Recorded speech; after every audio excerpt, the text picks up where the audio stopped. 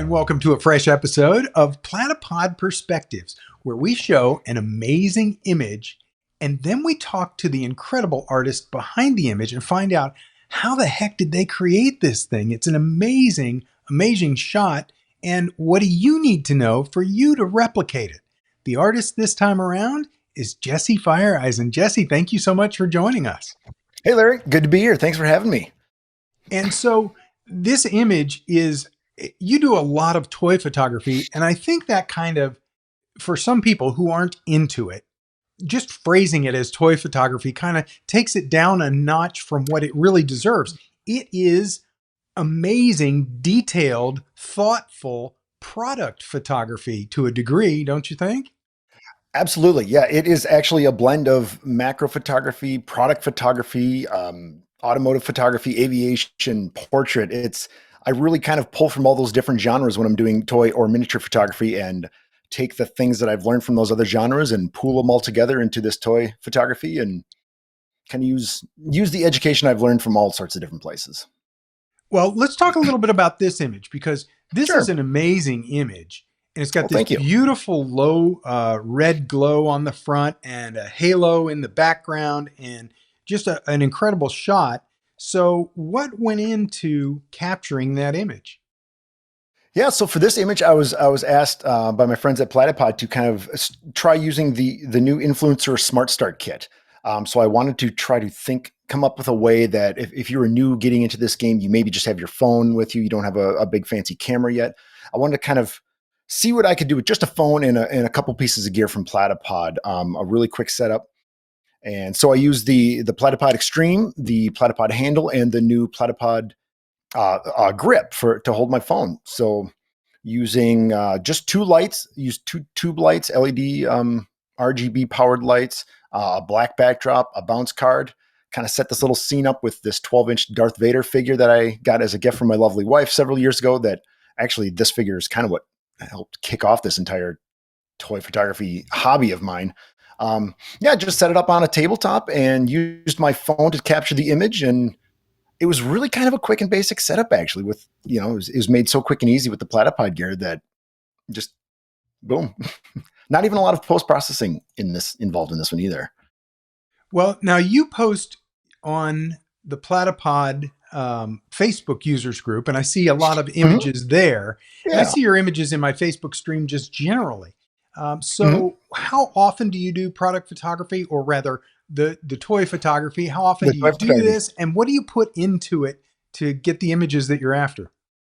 Yeah. Oh, no. So I post pretty much once a week. I kind of set a self assignment to myself several years ago now. I'm going to decide to do one project a week and just post it every week. I usually post on Wednesday evenings.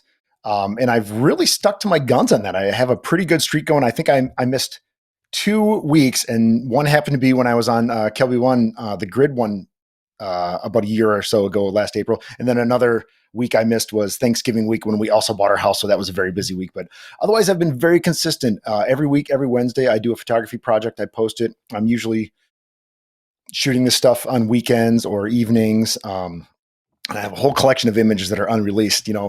The 1 week thing seemed to work out well for me. It was a good cadence of enough to keep me busy, but not so much that it became stressful or anything. Some weeks it still can, but and honestly, I'm just having a lot of fun with it. And just to show people that to make shots like this, you don't really need a hugely extravagant setup. You can do it on a desktop, a tabletop, 1 or 2 lights, a camera, a phone.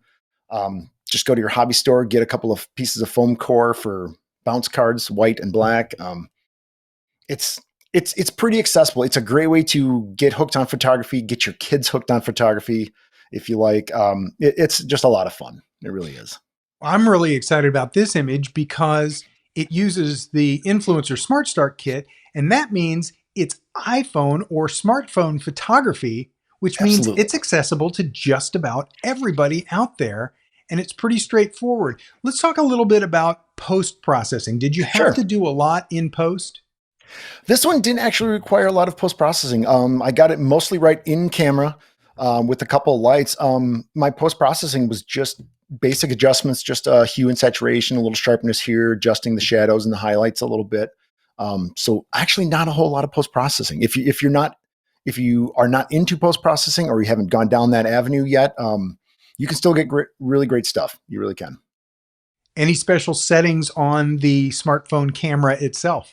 Ooh, I don't remember offhand what the settings were. I could probably look it up quick. I did use the excuse me, the Lightroom app to actually take the shot. Let me see if I can find my settings. And I do believe I had it in pro mode, which in the Lightroom app just really means manual mode, basically. So I was able to set my own exposure, set my ISO, set my white balance, and all that fun stuff. And so you could kind of see in advance what it was going to look like just looking at that monitor. Absolutely.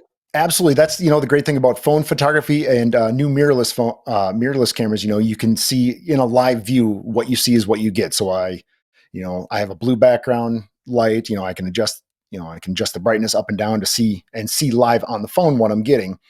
Same with the orange light, you see it all in real time. You can move the light over here to the left, a little bit to the right, and really dial in what you like. Jesse, I can't thank you enough. This is going to be really, I think, really inspiring for a lot of people to go out and grab their camera and jump into the toy photography world. I think I want to get into toy photography a lot more than I have been. And I've got some model cars and things like that that I'd like to tackle as well. Yeah, scale models are super fun as well. Jesse, where can people find out more about you in this? Look at more of your images and things like that. Yeah, absolutely. So I have a website, jessefphotography.com. I'm posting my weekly content there. Excuse me, on my blog page, and then I have a toy gallery there. You can see a whole bunch of my work and some of my other stuff too.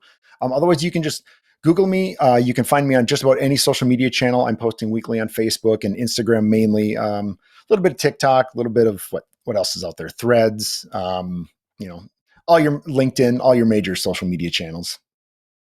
Very good, Jesse Feyereisen. Thank you so much for spending the time this morning and for helping our viewers figure out how they might step into toy photography. Every time we do one of these Platypod Perspectives, there's always something to learn, and you're going to be a better photographer as a result. Thanks for tuning in this time. You have no idea who might be here next time on Platypod Perspectives.